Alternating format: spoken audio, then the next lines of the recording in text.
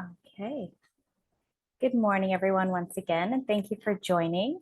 My name is Davina Gounden, and I'm one of the communication advisors here at RPRA, and I will also be the moderator for today's session. So welcome to our webinar on the draft development of recycling efficiency rate calculation and verification procedures for ITTAV and lighting, also known as EEE. Before we begin, I wanted to go over some housekeeping. So on the next slide, you'll see that we'll be answering your questions today in this session. So please note that we'll be stopping at specific places in this webinar to answer your questions, but you may submit them at any time. To ask a question, you'll see a Q&A tab. So you click on it, type in your question or comment, and click send. There is an upvote or a like feature where you can like another person's question if you have a similar question. And feel free to do that as it bumps it up higher in the queue, which prompts us to answer it sooner. If we can't get to your question today, or if it is very specific to your situation, please email us at consultations@rpra.ca. This webinar will be recorded and will be posted to our website along with the presentation later today. And we'll also be emailing attendees these materials after we've completed all the webinars. So if you miss anything or you want to revisit content, they will be available. So to start off today's presentation, I'll hand it off to Ellen White. Thank you. Thank you, Davina. For those of you who don't know me, my name is Ellen White, and I'm the Manager of Compliance and Strategy at RPRA. And I just want to thank you all for joining us this Monday morning for our phase 2 of the development of our recycling efficiency rate procedures. As you know, that we have retained Dillon Consulting Limited to develop this procedure for us. And while today's session is specific to electronics, so ITTAV, we also have different sessions. We had one last week on batteries, and we have another one coming up later on in the week for our hazardous and special products. So Dillon's been working with us to develop procedures for all of those materials. This is phase 2 of our consultation. So phase 1 happened earlier in the spring. During that phase, hopefully all of our registered pros and processors, you would have received email invitations to participate in group discussions and one-on-one interviews with our consultants. And during that time, we did receive a lot of feedback from you, and we used that to develop this first draft of the procedure that we're going to be reviewing today. This is still a draft, and so we welcome additional feedback, the feedback that you're able to provide either during the session in the forms of questions, or after the session. We'll give you lots of details about how you can send us emails and provide more questions, concerns, comments up until November 24th. So without delay, I'm going to hand it over to Tessa and our colleagues at Dillon to walk us through the presentation. Thank you so much, Ellen.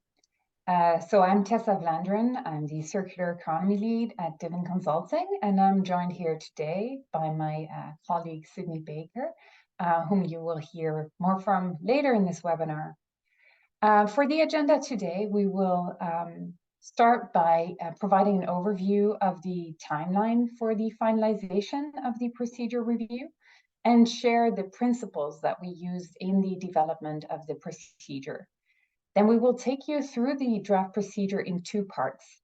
In part 1, we will start by highlighting the major points that we heard during the interviews and detail how it was addressed in the draft procedure.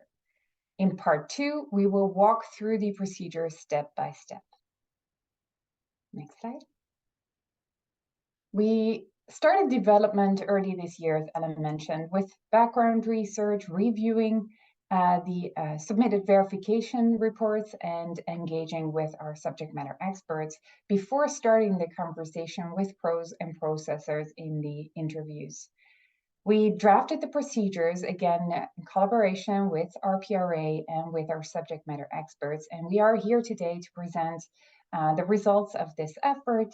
And last week, we discussed the draft procedure for batteries, on Wednesday for HSP. And we look forward to receiving your feedback on the electronics one, which we will talk about today, by November 24th. So with this timeline, we are working towards finalizing the procedures early 2024. And as you may know, the reporting deadline for the RER is April 30th, 2024. So we look forward to receiving your input during this meeting. As Davina already mentioned, how this can be done via the Q&A. You will be receiving an email after the consultation, which will contain a link to a survey, which you can complete anonymously or not. Or you can opt to send an email directly to consultations@rpra.ca. This will be forwarded to us for consideration in the development of the consultation report and the final procedures. So with that, onto the procedures. So to guide the development of these procedures, we discussed a set of principles already during the interview stage. We used as a principle that the calculation of the RER should be reliable, meaning reflective of actual resource recovery as defined in the regulation and accurate within reason. Now that last point is very important. We have discussed this at length. When we applied this concept in the development of the procedure, we considered reasonability to take into account the level of effort required to obtain accurate information in view of the impact or risk of inaccuracy of the information, and in view of the processor's potential to influence the information source and its accuracy.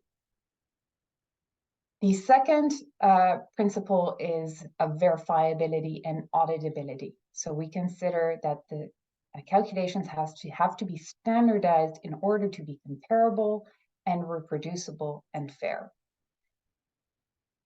For the verification, we also have two principles. First of all, transparency. Both positive and negative findings should be reported, and constructiveness. So we recognize that this is an evolving field, both the data that's available and the data that's being passed on in the supply chain is evolving over time. And we see this as an opportunity for highlighting information gaps and highlighting areas for improvement in data collection or data processes. So when you're going to be considering feedback on the procedures, we would appreciate it if you would consider how this aligns with these principles. Yeah, next one. So what we have heard during the interviews, 4 main themes emerged during the interview period. And they were kind of similar throughout the 3 regulations. Some of these considerations lay outside of the scope of the procedure review, but we consider them essential in setting the context within which the procedures will be used. And these include the responsibility for reporting the RER, the administrative burden, and that being balanced with risk and impact, and 2 topics that relate to really the resource recovery piece, which is what is a recovered resource really, and how do we obtain downstream performance information. I will go through these 4 step by step, highlighting what we've heard, the options that we've considered, and what is being included in the draft procedure that's in front of us today.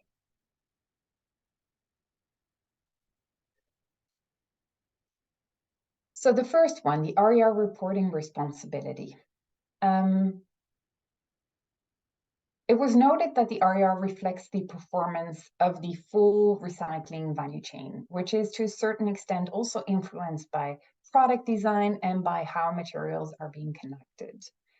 Primary processors, however, are solely held responsible for the RER performance, while the influence over this performance spans the control over their own sales channels, commercial terms, and the design and operation of their own recovery process. Finally, it was raised that the notion of primary processor itself is not defined in the regulation or in the procedure, and that processors are required to register and report do not all play the same role in the recycling supply chain today. So how did we take this concern into account in the procedure development? Well, first of all, the procedure does not change anything in the regulation. However, the procedure does try to address any unclarity in to whom the procedure applies. So it introduces an explanation of the activity of processing. It differentiates this activity from those that are associated with preparation for processing, and it introduces the notions of primary and downstream processor. So for example, here we have proposed that processing is really the alteration of the characteristics of materials derived from EEE for the purpose of resource recovery. Whereas preparing for processing is activities that are carried out before processing and include sorting, blending, mixing, repackaging, consolidation, etc. And a person who only prepares materials for processing is not a processor. A primary processor is a person or facility that receives the EEE that are used and collected in Ontario and processes these, whereas a downstream processor is a person or facility that receives recoverable resources that were generated in Ontario and received from an EEE processor or another downstream processor for the purpose of further processing. We have introduced here a new term, which I will get to in a couple more slides, which is the term of a recoverable resource. All processing is considered within the scope of the definition of downstream processor until the resources can be considered a recovered resource. So we will get to that the last term as well in a couple of slides. Next one. The second key consideration is that calculating and verifying the RER represents a high cost and human resource burden on processors, and this burden should be balanced with the risk and the impact of inaccuracy.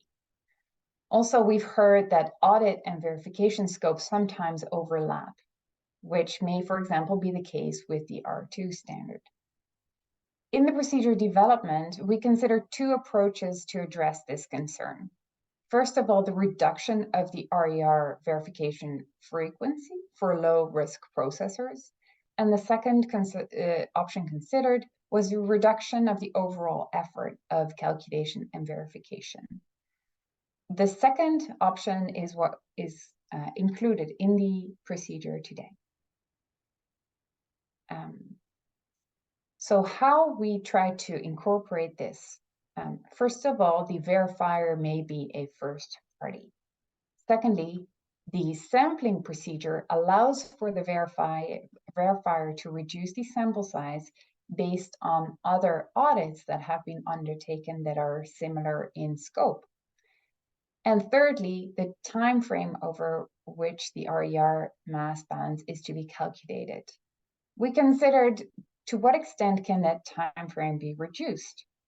In the EEE procedure proposed to you today, this does remain a calendar year, but we look forward to hearing your thoughts on whether this time frame could or should be different.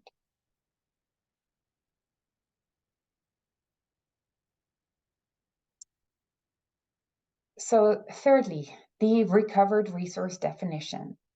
So the RCEA does define resource recovery as extraction of useful materials, other resources from things that may otherwise be waste, including through reuse, recycling, reintegration, regeneration, or other activities. And this definition is actually very broad. and can lead to inconsistency in the reporting of the RER. So, next slide. So we considered two options to address this concern. Firstly was providing a list of which products or commodities can be considered recovered or not. Now, we have rejected this because this may really vary on the downstream processors, the processor supply chain. So defining that based on at a commodity level may really be in conflict with the principle of reliability.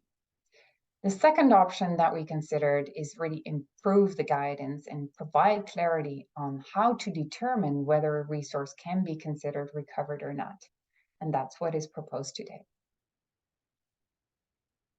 Now, how we try to do this, three ways. Firstly, additional definitions for the purpose of the procedure. So we included this new term of a recoverable resource, which is understood as a resource that is derived from EEE, but it's sent downstream to be further processed. That is different from a recovered resource, which is understood as a material derived from EE that will not undergo any further refining and can be used as a new product or as a material in the manufacturing of a new product. The second approach is to provide more detailed calculation guidance, including guidance on how to determine the downstream RER. And we'll get to that in more detail throughout the presentation. The third way is providing examples of what we would consider recoverable or recovered resource.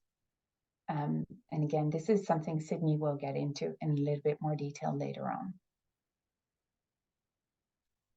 So to give you an idea of what the additional calculation guidance consists of, we included flowcharts, we included formulas, and the formulas are clarifying that the outgoing weight, for example, of materials that are sent for further processing, so the recoverable resource, it needs to be multiplied with a downstream RER.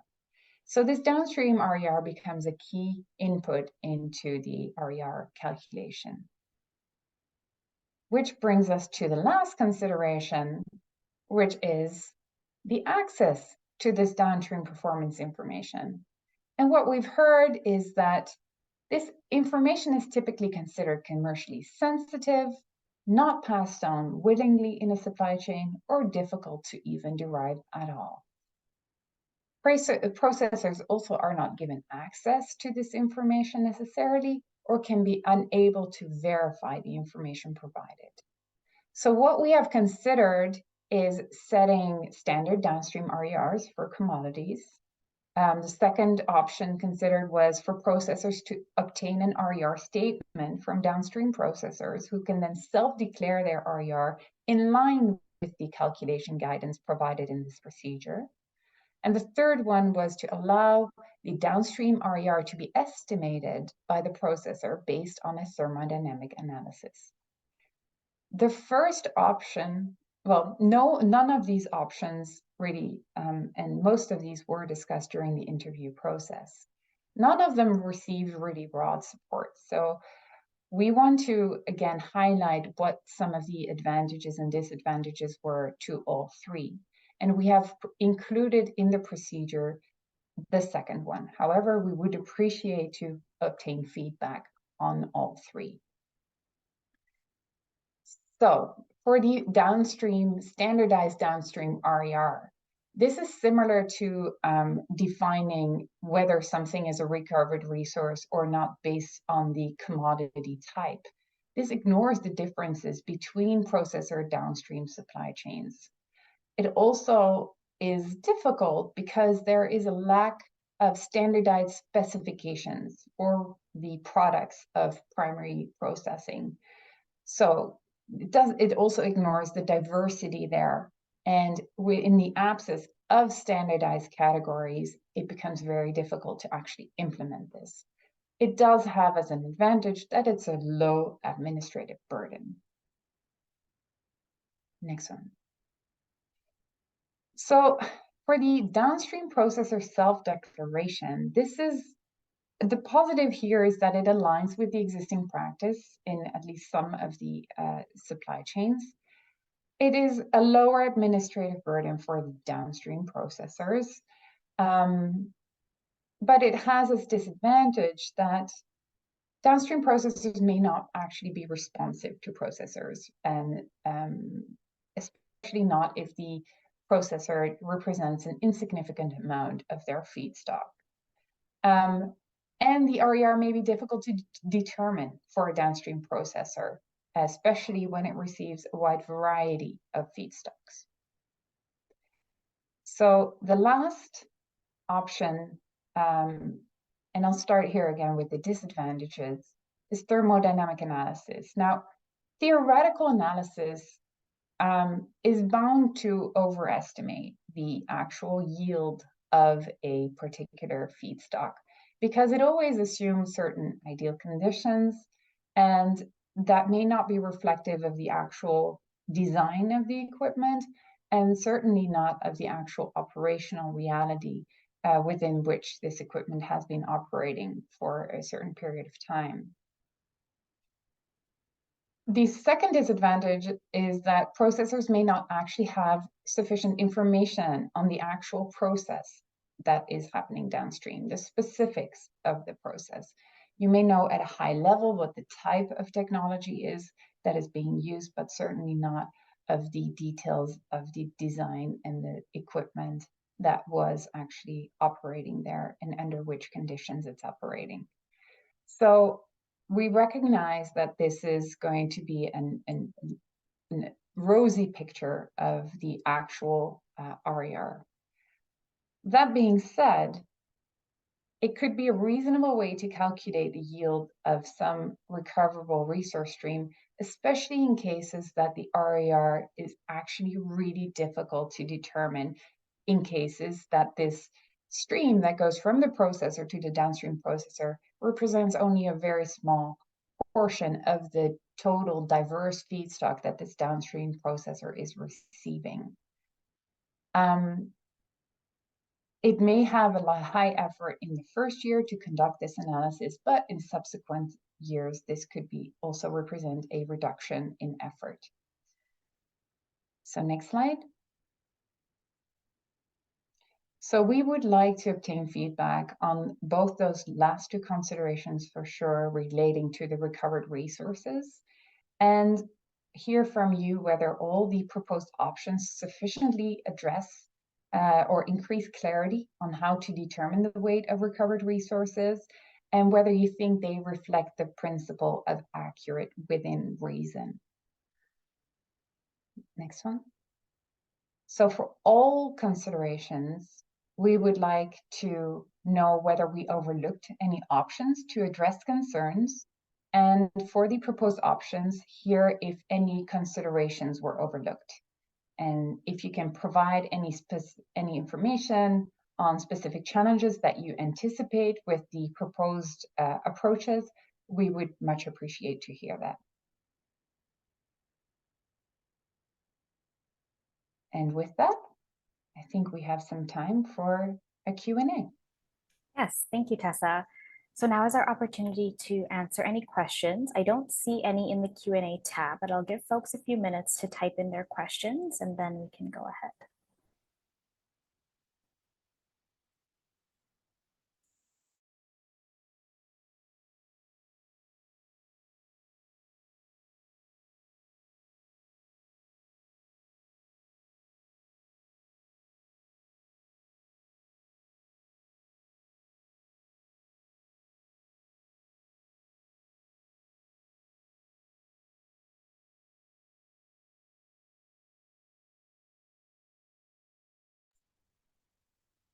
Okay, I'm not seeing any questions at the moment. Oh, I see one here. So I think Tessa, will material sent to smelter still be considered 100% as it was in the original verification? That's the first question we have. Yeah, thank you for that question. As we indicate in the examples, that depend on what material is being sent to what type of smelter. In the original procedure, there was a blanket statement that all materials sent to all smelters would be 100% considered to have 100% RER. And we consider that, for example, for steel, going to a steel smelter, that this would be accurate, which means that steel in that case would be considered a recovered resource. However, this is not the case for mixed metals or metals mixed with plastics that are sent to other types of smelters that may have a selective process, and some of the other materials are being lost in the process. In that situation, in RER, a downstream RER will have to be obtained. Thank you for that question. I don't see any more, so we'll continue with our presentation, but please feel free to continue to add questions into the Q&A panel. There'll be another opportunity later in the presentation to answer your questions. So Tessa, you can continue. I will pass the floor to Sydney. Everyone, so we're going to go on to part 2 here, and this is where we're going to go through the proposed procedure. So the procedure elements at a very high level, there are definitions within the procedure, which quite a few have been covered by Tessa already, and they'll come up again throughout this part of the presentation as well. Then we have the calculation of the RER, a section on the verification of the RER, and finally 2 appendices related to the verification of the RER. So I'm going to go through the calculation with you, and in a little more detail within the procedure, these are the elements related to calculating the RER. So first is there's 2 different methods that you can use for determining the RER, and then we provide some general calculation guidance for both of those methods.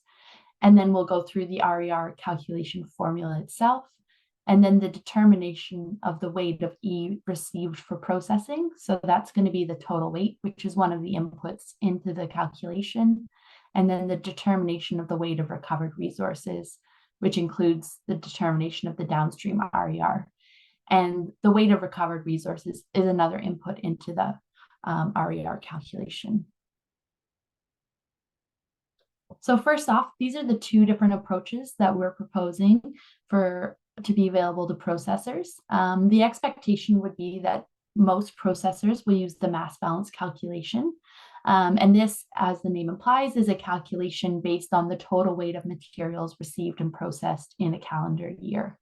And this mass balance calculation would need to be verified by someone meeting the requirements in the procedure and would need to be done annually. And the field test would be done based on 1 data set. So this would be a special test run of the facility in order to determine the RER. And this would only be done if the mass balancing option is not possible. For example, this may be for a downstream processor that cannot obtain the information required to attribute process performance to a particular primary processor. So as Tessa noted, that is going to be a challenge.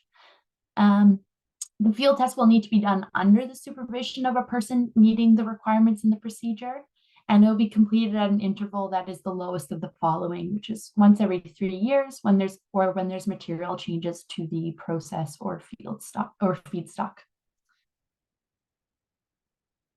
So just some general guidance. So the RER needs to be calculated for each facility, and that includes facilities that process mercury. Any mercury removed from lighting, the RER needs to be calculated separately for that facility. Any weights used should be taken based on calibrated scales. And then we've made an allowance that if there are any non-designated materials that are identical in composition to designated electronics, they can be included in the weight used to determine the RER. So this might be E that's sourced from outside Ontario, but that's identical in composition to E sourced within Ontario. If those non-designated materials are not identical in composition, they cannot be included in the calculation of the RER. Here we have the formula that's going to be used to calculate the RER. So the RER is going to be determined by R, which is the weight of recovered resources, divided by TW plus AM. So that's the total weight of materials received, as well as any added materials that are added during the processing and become integrated into the outbound materials. and then we're going to multiply by 100%. So here you see two different inputs to this based on the mass balancing approach. And it's just that mercury is, as I said, needs to be calculated separately. So there's separate inputs there for mercury. And these use the total weight of materials recovered over a calendar year. And here on the next slide, it's the same formula, but this is for the field test approach. And this one is going to be based on only the weight of materials that are run through that field test. So just slightly different inputs here. So to determine the total weight of materials received, and this, is specific to the mass balancing approach. It is different for the field test approach. So first I'm going to go through how to determine the total weight for mass balance, and then I'll go through for how to do it for the field test. And this is where those two definitions that Tessa introduced are quite important. So preparing for processing and processing. And when we're determining the total weight, we're really talking about the preparing for processing stage. And so this is, and I'll go through with this process flow here. This is what this stage looks like. So on the left-hand side, you see the opening inventory, as well as the materials received from haulers. So the opening inventory is any materials you have on site prior to starting the mass balancing period. And then materials received from haulers or any additional inbound materials. And that wakes up the total weight of inbound materials received to your facility. And then those materials are going to go into the preparation for processing phase, which is that pink square in the middle.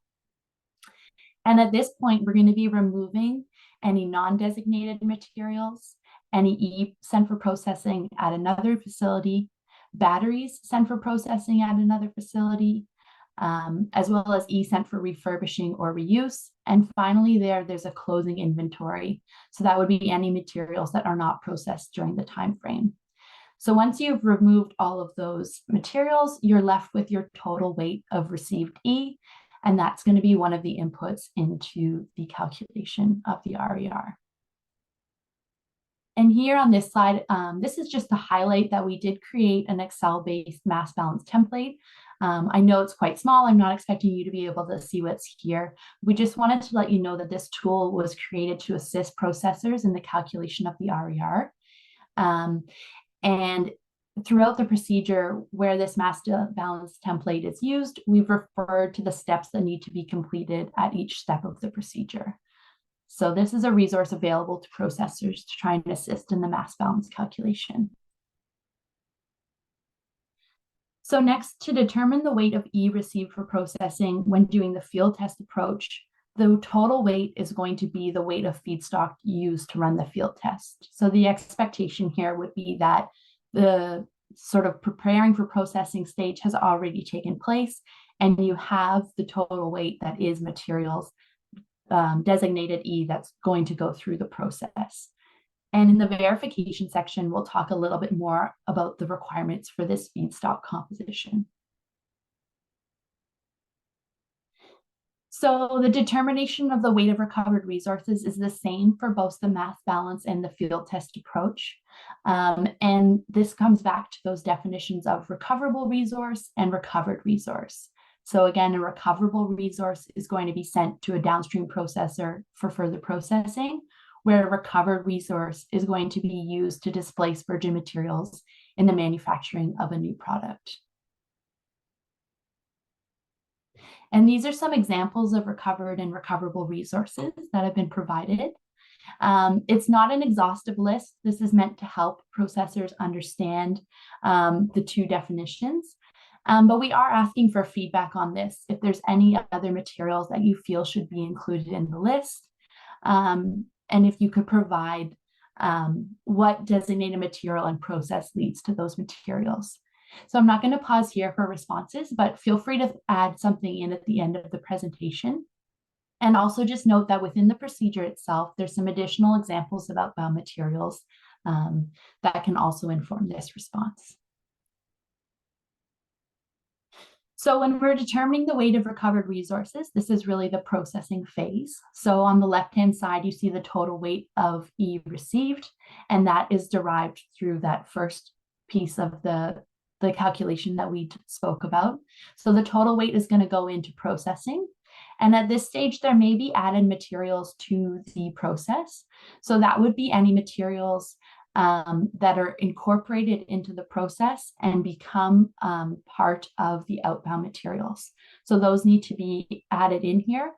Any materials such as water used to control the temperature of the process that aren't included in the outbound resources don't need to be added at this point as added materials.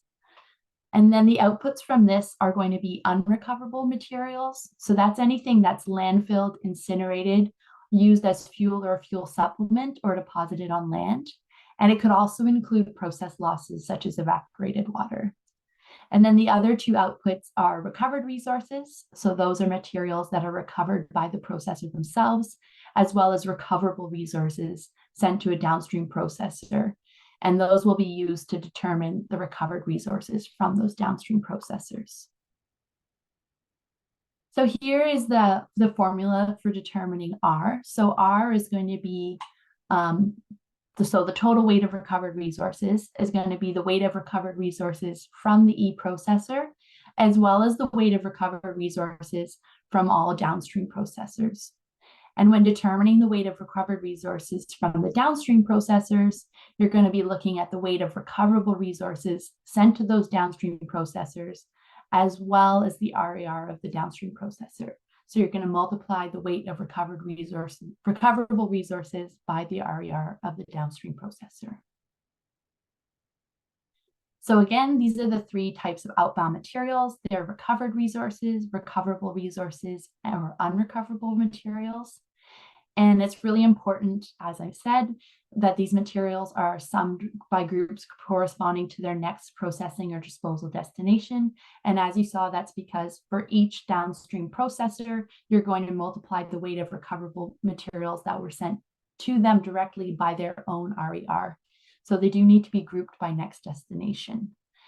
And for materials to be considered recovered or recoverable, the processor is going to have to demonstrate a basis for that allocation. And that could be a proof of sale to either a manufacturer or to a downstream processor. So for the determination of the downstream RER, it would be expected that the downstream processor follow this procedure and that they use either the mass balance or the field test approach to determine their RER. And then once they've determined their RER, they provide a letter, including a statement of the RER, as well as a list of products or materials that were targeted for recovery, and a statement of the average yield per targeted material. And then it needs a signature of the site manager or equivalent as well. And just a note, where a downstream processor sends materials further downstream, this section would also be followed for determining the RER of the further downstream processor.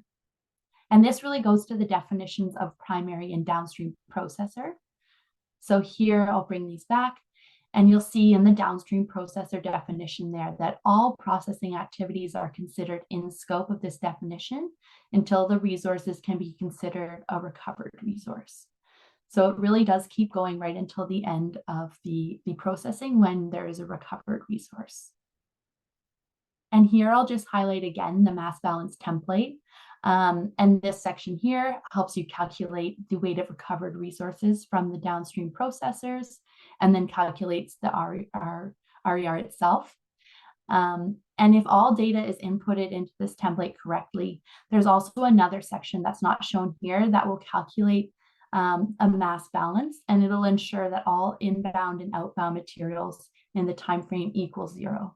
So it's a way of processors checking that their data and calculations is accurate. And now I'm going to hand it back to Tessa, and she's going to go through the verification of the RER. Thank you very much, Sydney. So the RER verification guidance consists of 3 parts. A general guidance that applies both to the mass balancing and field test methods, and then the verification requirements specific to these 2 methods. Next slide. So the verifier credentials are the same for both approaches. The requirement is that the verifier needs to be a licensed professional in engineer in Ontario or elsewhere in Canada, or in case the facility is abroad, the verifier needs to at least have a master's degree in a relevant engineering discipline with 3 years of demonstrated engineering experience, including in an operational setting, or a bachelor's degree with 5 years of demonstrated experience, or having a verification certification from an accredited body relating to national or international environmental standards. In addition to this, on the next slide, please, the verifier must have familiarity with the process it is considering. So must have toured the facilities and possess the expertise and experience relevant to being able to assess whether the modeling approaches and assumptions are reasonable within the context of the processes considered, and have a sense of the magnitude of the potential errors, omissions, or misrepresentations. And the verifier must be able in that way to really understand the internal information and data systems, as well as the quality control procedures. So this is critical. The verification reports ask for a reporting of the errors, the material errors. So in setting the threshold for material error, we have identified two different natures of the error. It can be qualitative, it can be quantitative. From a quantitative perspective, we consider an error to be material if the value exceeds 5% of the total weight processed. And a qualitative material error really relates to more intangible issues, such as control issues that erode the verifier's confidence in the reported data, any difficulty in locating the requested information, or any non-compliance with regulations that indirectly relate to the RER.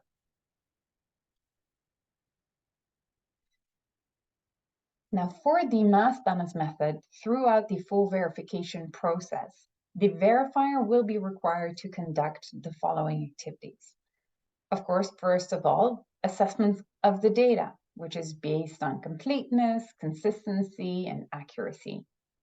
The second is really assessing the methodologies that are being used in the calculation. And thirdly, checking that the assumptions, the references, the data sources are clearly disclosed and are reasonable. And fourth, identifying challenges that require further analysis or research. Now, the execution procedure consists of three broad steps. First of all, the data and calculation verification, then the evaluation of the RER and the conclusion, and finally, the verification reporting. Each of these steps has detailed sub-steps. When it comes to the data and calculation verification, these are the most detailed steps and most steps. What it relates to is really verifying all the data on the inbound, the outbound, the materials that must be excluded from the inbound weight, the weight of unprocessed electronics, the weight of recoverable materials, the downstream RER, the completion of a full mass balance to make sure that nothing is forgotten, and then the recalculation of the RER. These different steps have sub-steps, and here's an example of those. So this is, for example, for the verification of the weight of materials that have to be excluded from the total inbound weight to derive the TW, which includes the verification of the inputs.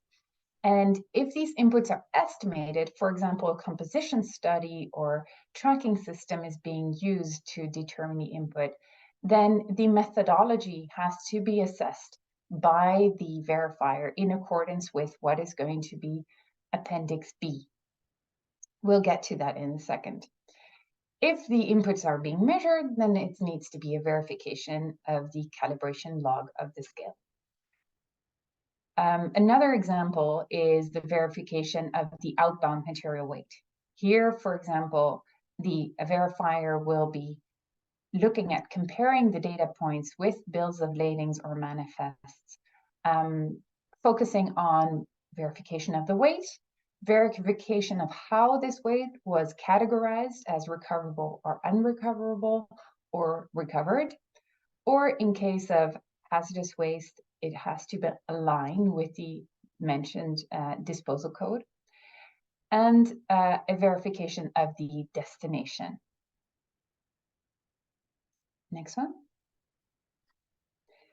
Now, step B is the evaluation of the RER.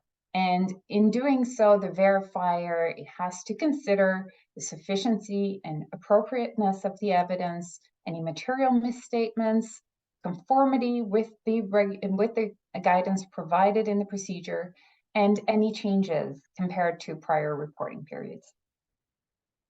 And then step C, this is the verification reporting. These 9 elements are largely unchanged compared to what it is we discussed in the interview stage. So I'm not going to go through that in too much detail here. Just want to highlight that we added a requirement that the report must be no more than 5,000 words in length.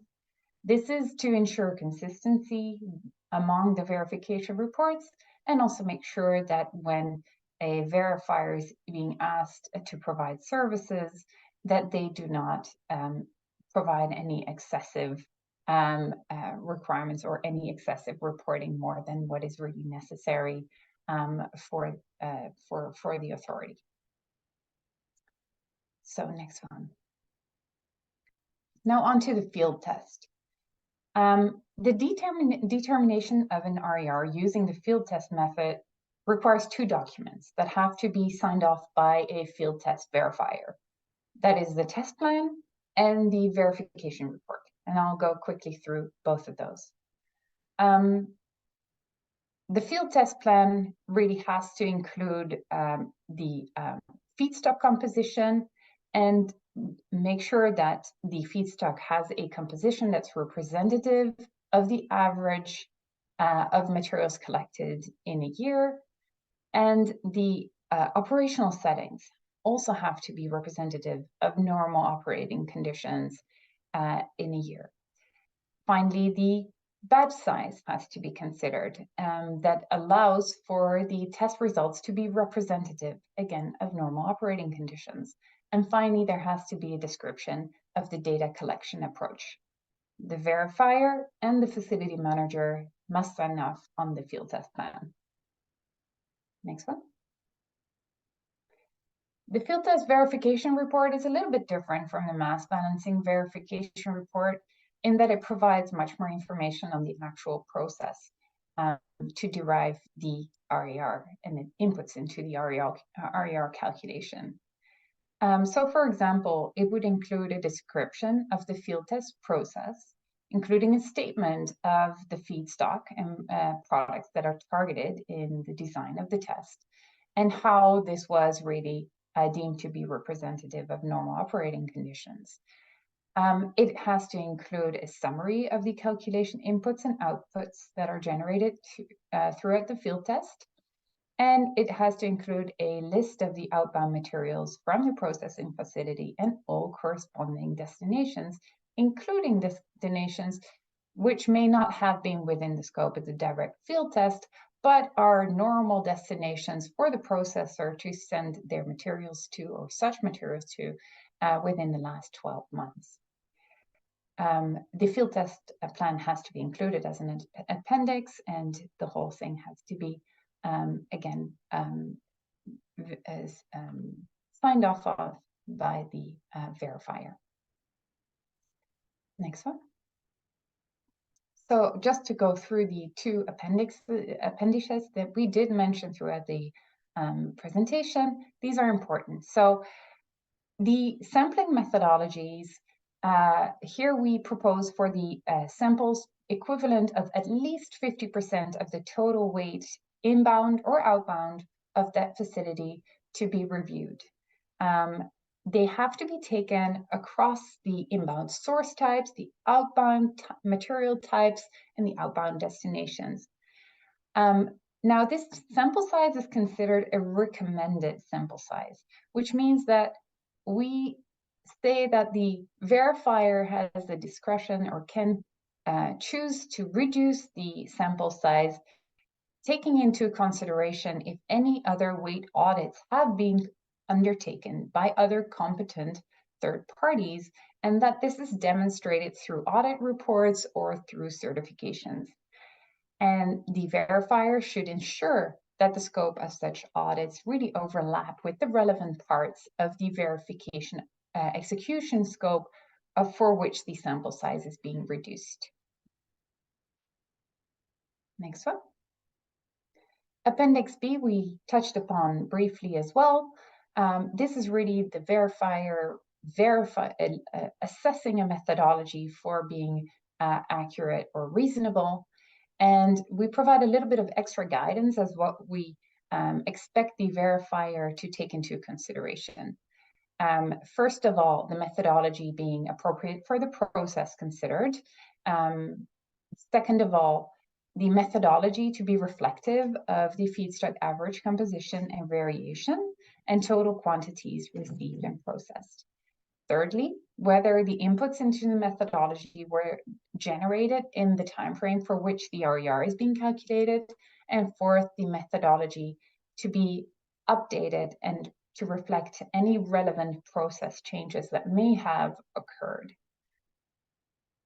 So with that, I'd like to close off this part of walking you through the proposed procedures and hand back over to Davina.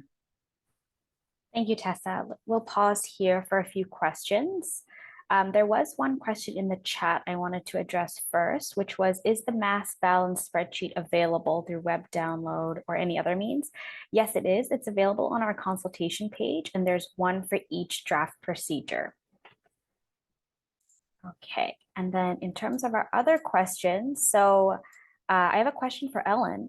So how is the RER for mercury determined if it can't be recycled?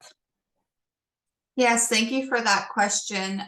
We've been speaking to processors who safely dispose of mercury, and they've shared with us the current challenges with recycling mercury. So technically, it's not a recovered resource if you're safely disposing of it, but we do understand that meeting that 90% RER will be challenging, if not impossible, with current technology around managing mercury. And so we are taking that into account, and it's certainly not our intention to penalize those processors of mercury who are unable to meet a 90% RER despite using all available technologies.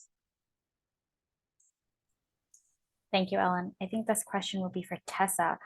Why does the definition of recovered resource for the RER calculation include the requirement that it be used to displace virgin material in the manufacturing of a new product?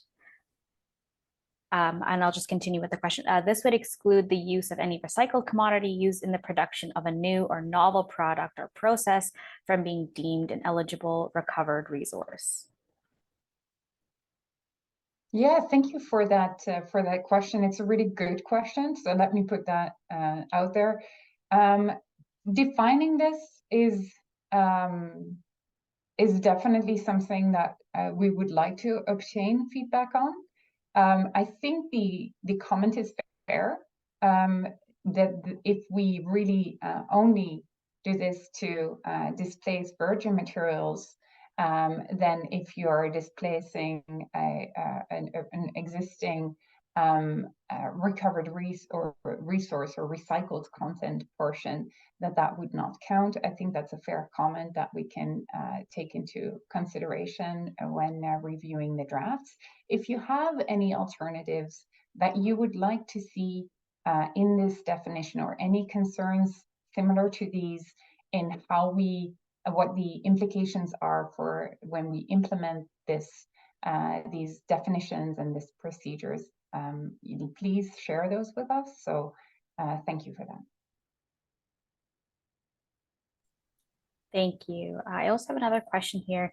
Can we not use a BOL for proof of sale? I'm assuming BOL, bill of lading. Is that for Tessa?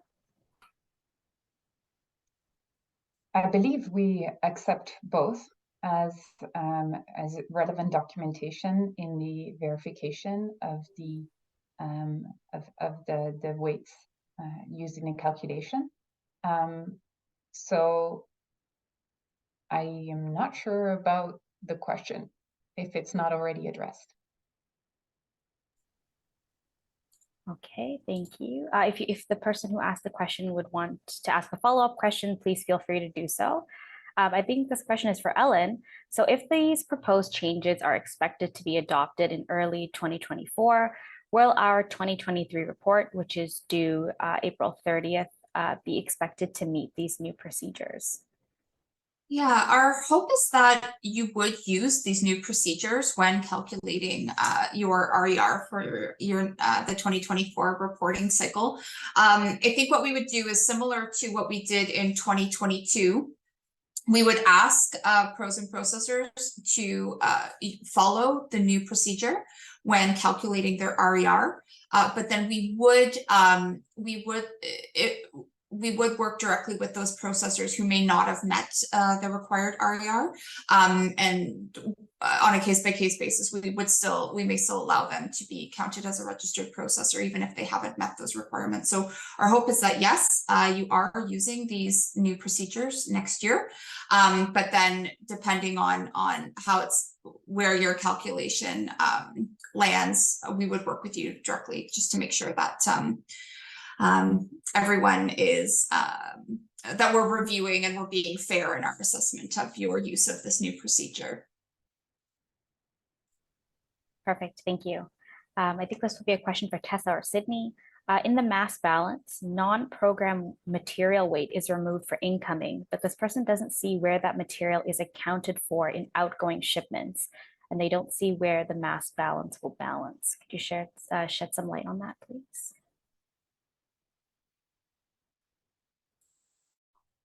So I think on this one, because the non-program weight is removed from the incoming, it won't be included in the total weight.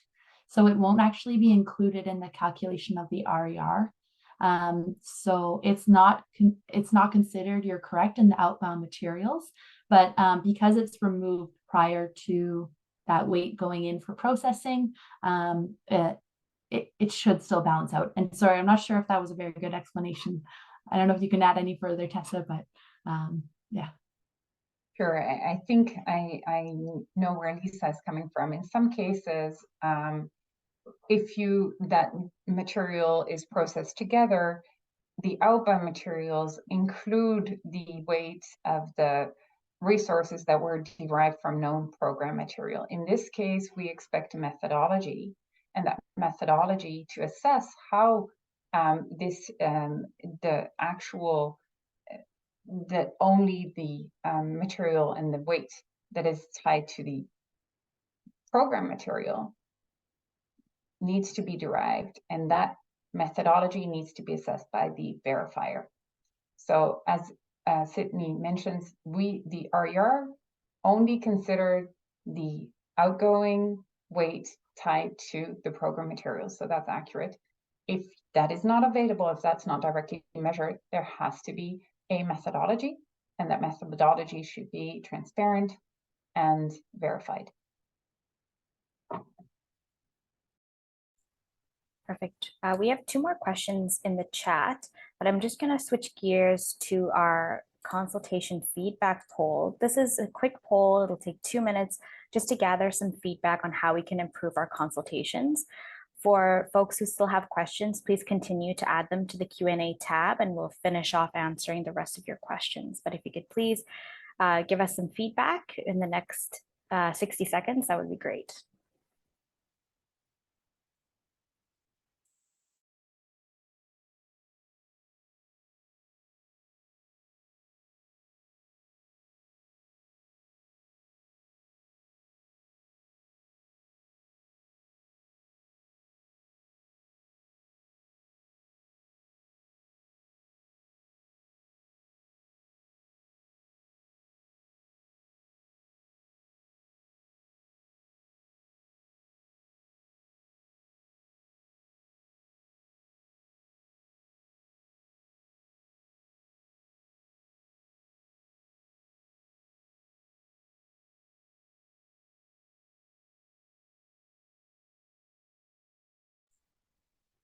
Okay, thank you so much. We'll now continue with our questions. So Tess, I believe this is a question for you. As a pro, how far down the supply chain would that pro need to go to ensure RERs are provided? I'm happy to answer this one, though it's maybe more a RPRA question. Pros do not need to ensure that the RER is being provided. The RER is being provided to the authority by processors. If this is an input into the performance management procedure, that is not within the scope of this webinar today, and I would very much recommend for you to ask this question in the context of the performance management procedures.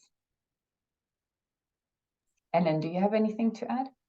Yeah, I would just add on that, again, it is the producer's obligation. I understand the question from the pro because it is the producer's obligation to ensure that the processors in their network are meeting the RER. And as we've said, that does include the downstream processing. So I would look to this procedure to see who, at what point the downstream processors were asking them to provide RER. For us, it's at that point where the resource is recovered is how far we're expecting that information to go. Great, thank you. This question will be for Tessa. Can you please elaborate on thermodynamic analysis of RER? And this person is asking, could you give an example of how it is conducted? Yeah, so we have not included this option in the proposed procedure. We would look forward to receiving feedback from those who think that this is a very good option to help us better understand why this would be a good option and what conditions, under what conditions it would actually be as accurate as possible. So some of these conditions would include, how would you determine the inputs of the analysis? What are the allowed or potential methodologies for such analysis? Who should be conducting such analysis? Who should be verifying it? So there is a lot of questions that we would have for this to be I think something that still aligns with the principle of reliability. Maybe it would only be applied in some very specific conditions, and if yes, for what conditions should this be considered? Again, it's not currently proposed in the procedure, so if you are a proponent of this, we would appreciate to hear an example and some more information on what you think relevant conditions would be. Thank you. This question maybe for Tessa and Ellen. If this methodology is applied to material recycled in 2023, so 2024 reporting, how will a changed RER impact recovered resources that were purchases or sold throughout 2023? Will it affect performance? Yeah, I can handle this one because I do think it is relevant to our performance procedure, and we are going to be consulting on those in the coming weeks. So I may have to ask to table this question until we do our performance reporting procedure consultation in the next couple of weeks. So if I'm understanding this question correctly, for the purposes of this procedure, we're just looking at the RER specifically and not necessarily how that's going to be applied to your performance.